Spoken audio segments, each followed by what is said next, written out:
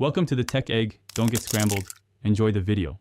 You start by confirming access to the volcanic zone where Firestone spawns. You must have progressed the main map story to open that area.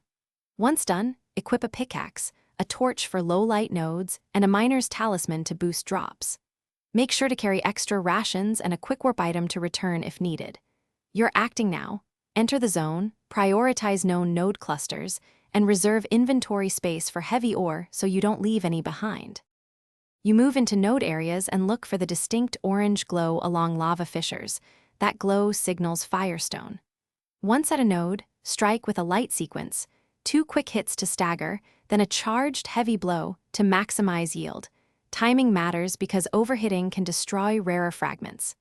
Make sure to clear aggressive fauna or the overworld monster before mining, and use scout flies or a map pin to mark rich clusters, so you can return. You finish by bringing raw Firestone to the base smithy for refining into components or weapon alloys.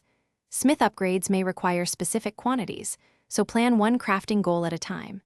If you still need more, run repeatable bounties and resource missions that boost drop rates, or hunt the local elder monster that causes meteorite spawns. If nodes aren't appearing, make sure to fast travel out and back, switch quests to reset spawns, or raise the world rank to unlock richer deposits. This one tip solves most scarcity issues.